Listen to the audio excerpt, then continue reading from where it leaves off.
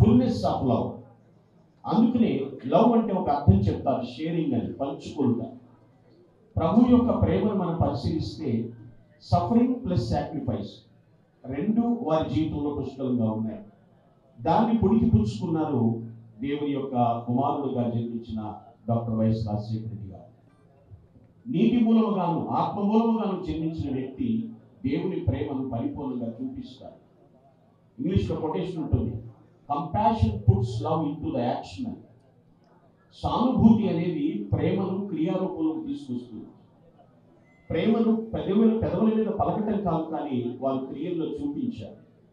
అందుకనే ఆయనది Born of God, దేవుని మూలముగా జన్మించిన వ్యక్తి అని చెప్తున్నారు.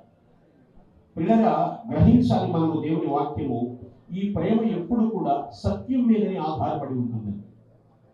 వాక్యమే సత్యము కాబట్టి వాక్యం ఎరిగిన వారు ఖచ్చితంగా ప్రేమిస్తారు. వారు ఏ మతం అనేది చూడరు, ఏ గుణం అనేది చూడరు, ఎటువంటి వారిని చూడరు.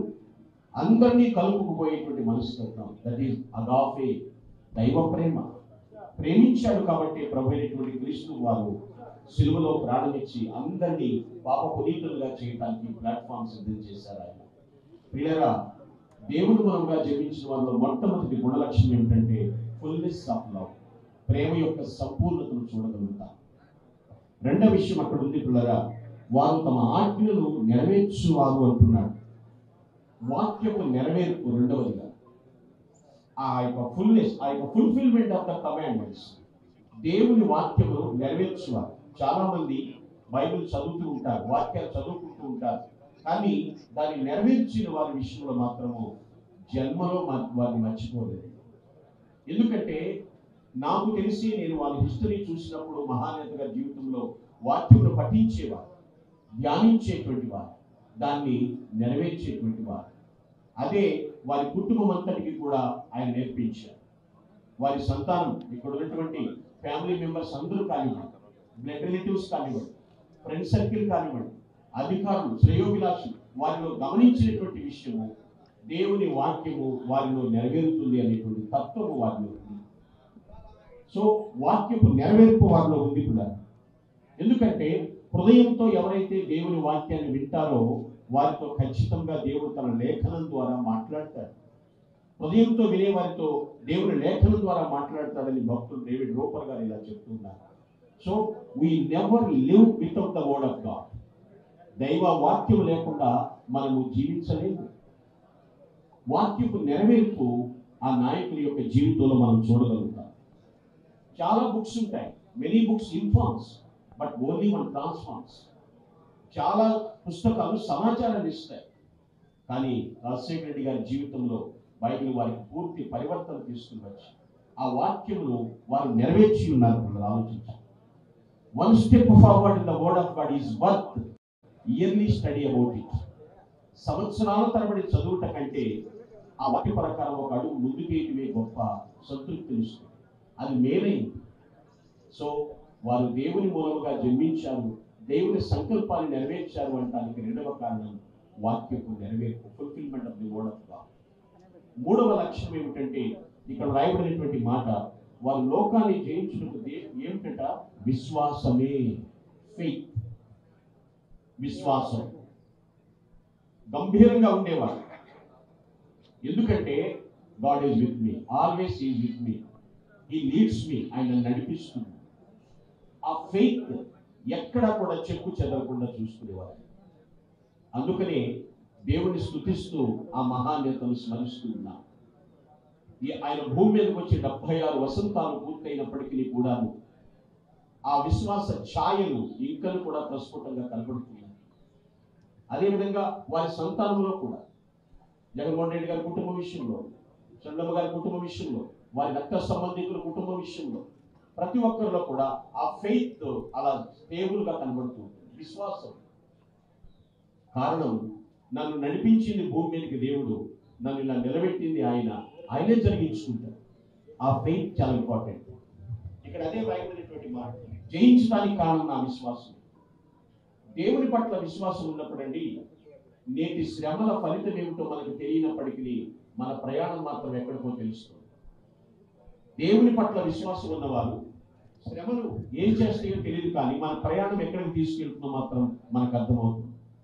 దేవుడు నాతో ఉన్నాడు కనుక నా ముందు ఏముందో అక్కడ భయపడనక్కర లేదు. అది వైఎస్ఆర్ గారి ఫెయిత్. నాతో దేవుడు ఉన్నాడు కనుక నా ముందు ఏముందో అక్కడ భయపడనక్కర పని లేదనేటువంటి మాట. Faith brings absolutely డేర్నెస్, boldness. విశ్వాసము ఖచ్చితంగా ధైర్యాన్ని తీసుకొస్తుంది. ఆ విశ్వాసం ఆయన క్రియల్లో చూపించారు. విశ్వాస ఫలాలు జీవితంలో పండించారు. క్రియల్లో దేవుని పట్ల విశ్వాసాన్ని చూపించారు. తన జీవితంలో ఆ విశ్వాస ఫలాలు ఆయన పండించారు. అందుకే దేవుని మూలముగా జన్మించినటువంటి వ్యక్తి. నాలుగవదిగా చివరి విషయం ఏమిటంటే పిల్లరా, అక్కడ రాయబడినటువంటి మాట, లోకమును వారు జయించుదురు. లోకమును జయించుదురు. Fourth and finally, fullness of victory.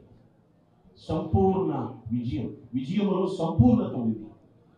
లోకాన్ని జయించినటువంటి వ్యక్తి.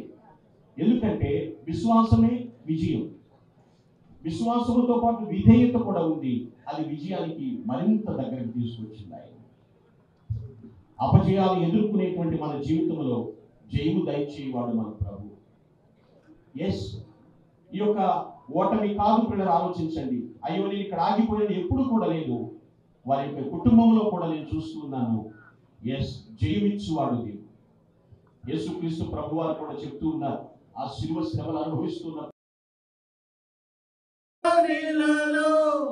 ఎవరికి సాధ్యము కాదు, ఎవరికి సాధ్యము కాదు. భజన చేయుచు భక్త పామునిచ్చిన విజయుడా నిన్ను వేడుకొందును, విజయుడా నిన్ను వేడుకొందును, భజన చేయుచు.